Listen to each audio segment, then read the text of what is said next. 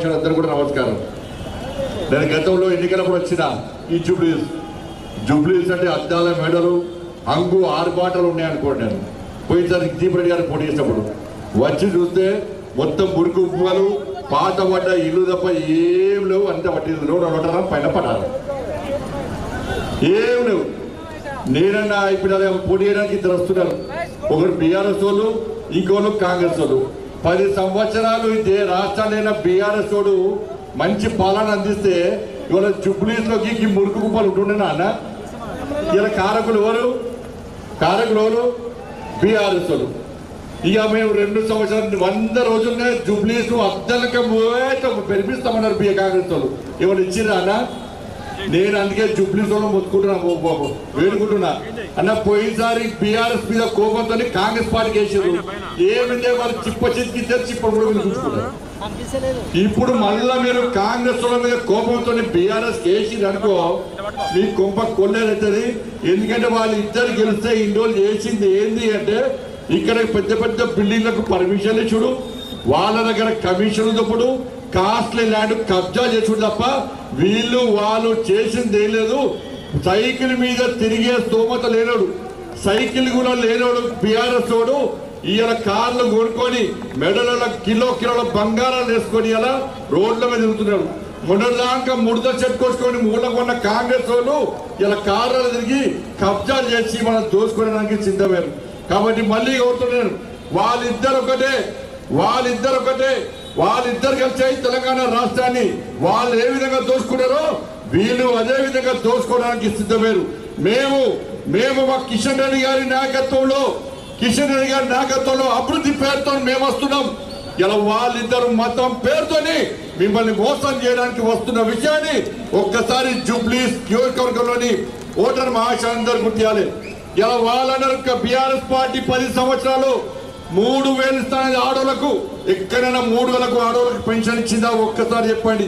ఇలా కమ్యూనిటీ బోనాలు కట్టిస్తున్నారు, అవి లేవు. ఉద్యోగాలు ఇస్తున్నారు, అవి లేవు.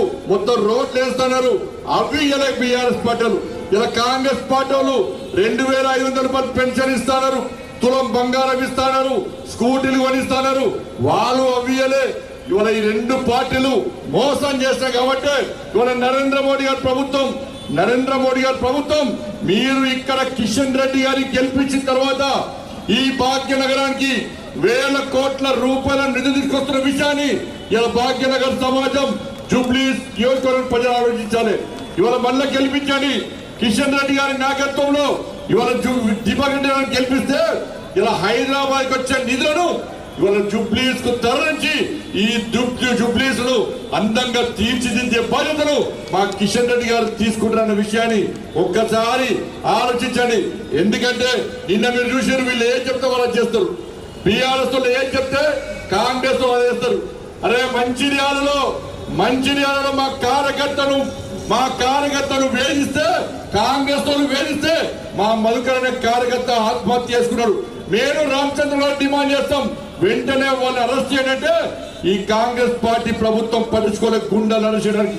అరే నిన్న ఖమ్మం జిల్లాలో మా భారతీయ జనతా పార్టీ కార్యకర్త మీద దాడులు చేస్తే ఇవాళ అరెస్ట్ చేయమంటే అరెస్ట్ చేయలే. కానీ నిన్న పొద్దున హరీష్ రావు గారు వచ్చి ఇలా నిజామాబాద్ లో కానిస్టేబుల్ చంపారు, వాడిని పట్టుకోనంటేనే ఇలా రేవంత్ రెడ్డి సర్కార్ వాడిని ఎన్కౌంటర్ చేసింది. హరీష్ రావు చెప్తే ఎన్కౌంటర్ చేస్తారు, కానీ మా కార్యకర్తల మీద దాడులు చేస్తే అరెస్టులు చేయమంటే కాంగ్రెస్ పార్టీ. వీళ్ళిద్దరు ఒకటే. కాళేశ్వరం పేరు మీద డ్రామాలు ఆడుతున్నారు. ఇలా రేవంత్ రెడ్డి అంటున్నారు కాళేశ్వరం మీద సిబిఐ ఎంక్వైరీ అన్న. కాళేశ్వరం మీద సిబిఐ ఎంక్వైరీ అంటున్నారు కాంగ్రెస్ వాళ్ళు.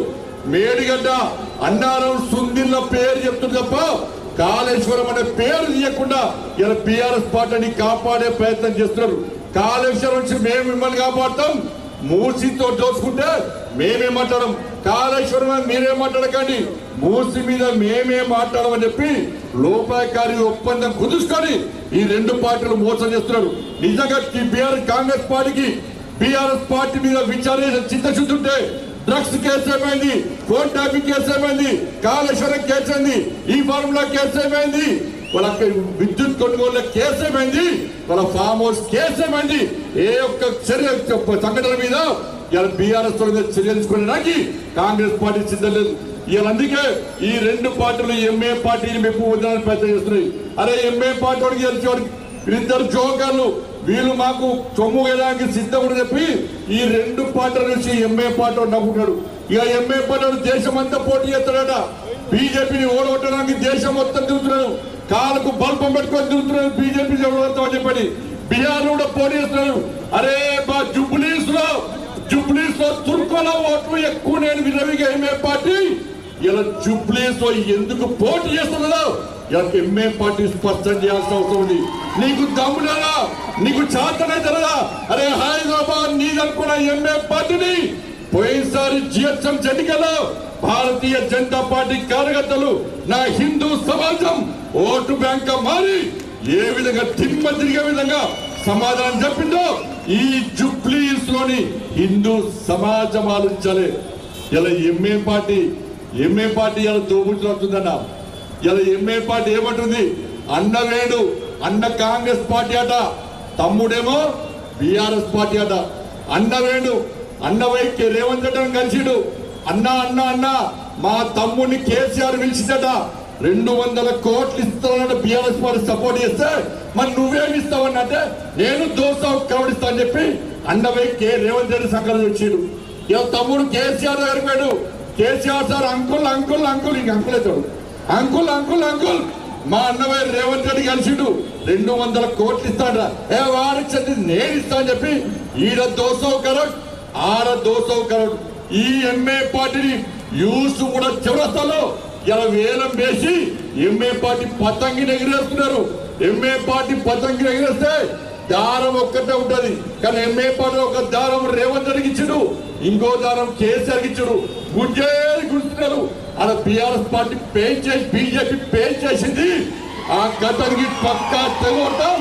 ఈ జుబ్లీస్ లో బీఆర్ఎస్ పార్టీ కాంగ్రెస్ పార్టీ సంఘటనతో చూడడానికి ఇలా భారతీయ జనతా పార్టీ కార్యకర్తలు సిద్ధంగా ఉండాలని చెప్పి అందుకే హైడ్రా తీసుకొచ్చింది. ఇలా బీఆర్ఎస్ కూడా చేసాడు 10 సంవత్సరాల్లో. అలా సల్కాం చెరువులో ఎంఏ పార్టీ వాడు కార్యాలయాలు కట్టుకుంటే ఇలా కబ్జాలు చేసి కార్యాలయాలు కట్టుకుంటే వ్యాపారం చేస్తే వాటితో పార్ట్నర్షిప్ పెంచుకొని బీఆర్ఎస్ పార్టీ పొట్టు పైసలు చంపారు. ఇవాళ కాంగ్రెస్ పార్టీలు కూడా ఇలా పెద్దమ్మ గుడిని మర్చిపోకుండా బీజేపీని గెలిపేది. పెద్దమ్మ గుడి నిర్మాణం ఎట్లా జరగదో మేము చూస్తాం.